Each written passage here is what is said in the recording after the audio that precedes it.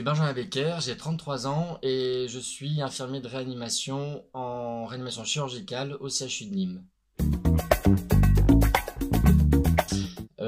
Alors moi, j'ai commencé à travailler à 18 ans, je suis rentré à l'hôpital, j'étais ASH, agent des services hospitaliers qualifié, faisant fonction donc d'aide-soignant.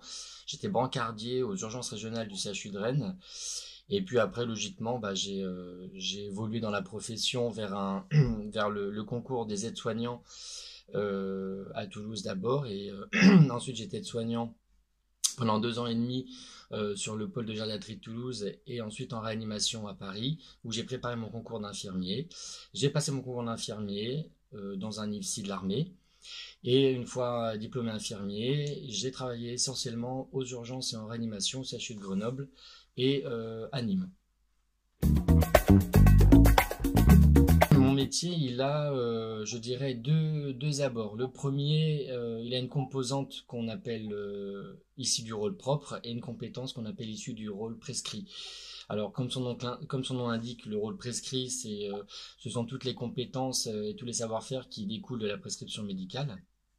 Donc, c'est-à-dire l'administration des traitements, l'insertion de différents dispositifs médicaux à la demande écrite ou orale du médecin. Et le deuxième versant, c'est un versant qui est beaucoup plus, on va dire, clinique, qui est beaucoup plus cœur de métier, qui consiste à amorcer des prises en charge, des actes et des techniques eu égard aux pathologies des patients par rapport à la clinique que l'on évalue. Donc ça demande évidemment des compétences particulières. Ça demande également un ensemble de savoir-être qui, je pense, ne s'acquiert pas sur les bancs des écoles infirmières. Et vraiment la compétence et l'identité infirmière, je pense que c'est vraiment la capacité quand on est face aux patients, de pouvoir et à la fois mettre à profit ses compétences cœur de métier, donc analyse clinique et savoir-faire purement infirmier, et mettre en place également la prescription médicale et l'appel au médecin quand il y a besoin. Alors, ce que j'aime le plus dans mon job, c'est la relation à l'autre. La relation à l'autre qui évidemment consiste en la relation à l'autre soigné, hein, au patient dont on prend soin, mais également la particularité dans nos métiers quand même, quel que soit le champ disciplinaire d'ailleurs dans lequel on exerce, ou d'ailleurs le secteur d'activité, on est quand même toujours dans une équipe pluridisciplinaire. Voilà, on évolue jamais tout seul finalement. Et d'ailleurs, la réflexion clinique et scientifique, elle a d'autant plus d'intérêt et d'autant plus d'opportunités pour les patients que lorsqu'elle est pensée à plusieurs. Donc je crois que la réelle plus-value aussi de nos métiers, c'est la capacité d'être en interaction avec d'autres. D'ailleurs, d'autres, y compris le patient, hein, qui doit être remis au cœur de nos prises en charge. Et voilà, je pense que c'est les 2 points positifs vraiment moi qui me font aimer mon métier encore aujourd'hui après 15 ans et qui me font dire au quotidien que je me suis vraiment pas trompé de voie. C'est les pansements un peu complexes, voilà. Donc les pansements complexes, c'est-à-dire vraiment ceux qui nécessitent des protocoles particuliers avec une préparation particulière du patient et de l'environnement de travail. Aujourd'hui, on est de moins en moins confronté, surtout sur les plateaux techniques, hein. Moi, je travaille en réanimation, donc j'ai pas trop de recul, en tout cas en tant qu'infirmier, sur ce qui se passe dans les services un peu plus conventionnels. Mais en réanimation, on a quand même aujourd'hui des infirmières qui sont spécialisées dans les plaies et les cicatrisations avec des diplômes universitaires qui ont été créés il y a quelques années. Donc en général, les gros établissements de santé type CHU ou centres hospitaliers, centraux départementaux, ils ont quand même des infirmières qui sont spécialisées dans ces prises en charge des plaies. Et donc on est quand même de moins en moins confronté à ce type de soins. Mais c'est un peu le soin qui me met en difficulté, parce que non pas forcément que ça me déplaît plus qu'un autre, mais c'est le manque de compétences, parce que j'ai travaillé j'ai fait des stages dans des services très techniques où j'ai pas toujours été confronté à cette problématique de la cicatrisation, et je sais que je suis lacunaire à ce niveau-là, donc ça me pose quelques difficultés. Voilà. Alors la formation, pour le moment, il n'y en a qu'une, c'est l'Institut de formation en soins infirmiers qui aujourd'hui passe par le Parcoursup, la plateforme d'inscription post-bac pour les désidératas des études supérieures. Alors jusqu'à 2019, de mémoire, c'était un concours. Alors il y avait deux types de concours. Soit le concours direct qui est ouvert aux aides-soignants qui peuvent justifier de plus de 3 ans d'ancienneté, auquel cas ils ont un écrit et un oral de sélection voilà, qui est complètement différent et qui repose davantage sur leur expérience professionnelle en tant qu'aide-soignant que sur des réelles compétences qu'on pourrait acquérir avec le bac par exemple, avec une préparation. Et ensuite il y a évidemment la ligne un peu plus on va dire originale, qui est celle du bac, avec un concours écrit et un oral. Mais ça, c'était jusqu'en 2019. Maintenant, c'est Parcoursup. On s'inscrit en ligne avec dossier de lycée, enfin surtout dossier de première et dossier de terminale. Et le cas échéant, si on a une partie des notes du bac, évidemment les notes du bac qui rentrent en ligne de compte, et une lettre de motivation maintenant. Alors le salaire d'un infirmier en réa, il va dépendre de deux paramètres, bien sûr de l'ancienneté, forcément, et du champ d'activité. Euh, En début de carrière, dans la fonction publique hospitalière, avec en général 2 week-ends travaillés, puisque sur des postes en 12 heures, l'ensemble des plateaux techniques quasiment sont en 12 heures avec des équipes qui tournent jour et nuit. Et en début de carrière, on est à peu près 1650 euros net et avant déduction fiscale. Voilà, ça c'est en début de carrière. En fin de carrière, ça peut monter, je pense, jusqu'à 2100, 2200 avec 30 ou 35 ans d'ancienneté. Par contre, dans le public, on démarre avec des salaires un petit peu plus élevés.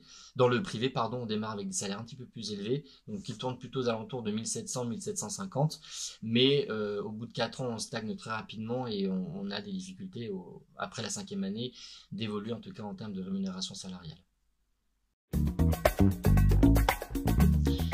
Le conseil que je donnerais, et qui n'est pas uniquement l'apanage des infirmiers, mais je pense également pour l'ensemble des soignants qui composent notre système de santé, également les soignants médicaux, hein, je les inclus forcément, c'est de ne pas s'oublier dans sa relation.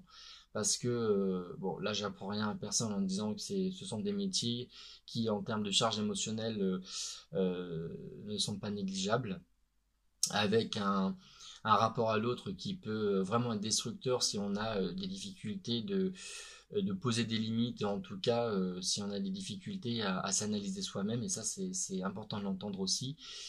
Donc voilà, le conseil que je donnerais, c'est de ne pas s'oublier. On a tendance, depuis la loi Kouchner, à replacer le patient au cœur du système de santé, et c'est tant mieux parce que le patient, même alité et intubé, ventilé au fond d'un lit, il reste citoyen de la nation, donc il conserve ses droits et ses devoirs. Ça, quand on a l'emprise sur le corps de l'autre, il ne faut pas l'oublier, il ne faut pas s'en écarter. Mais pour autant, moi je ne suis pas le fervent défenseur du soignant qu'on mettrait au rebut du système. Parce que le système il existe, parce que les soignants le font vivre aussi, parce qu'il y a une quantité faramineuse de soignants qui sont dans ce don de soi et dans cet altruisme régulier et pluricotidien.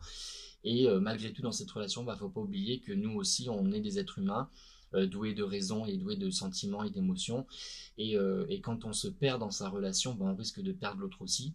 Parce que dans cette réciprocité, il y a quand même un décalage, il y a un déséquilibre entre le patient et le soignant.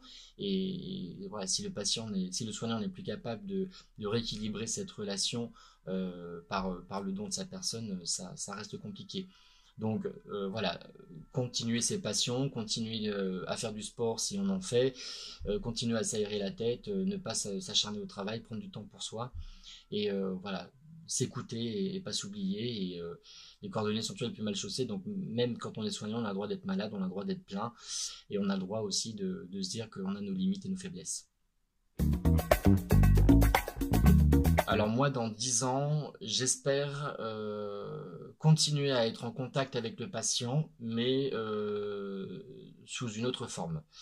C'est-à-dire que là, je suis en train de me réorienter professionnellement vers une carrière universitaire et j'en profite pour vraiment mettre en avant que ça c'est une grosse plus-value de nos métiers aujourd'hui, c'est que depuis l'universitarisation des études en 2009, on a des possibilités d'évolution universitaire vers des masters et des doctorats. C'est une chance, il faut la saisir parce que nos générations d'avant se sont battues pour accéder à ce statut-là.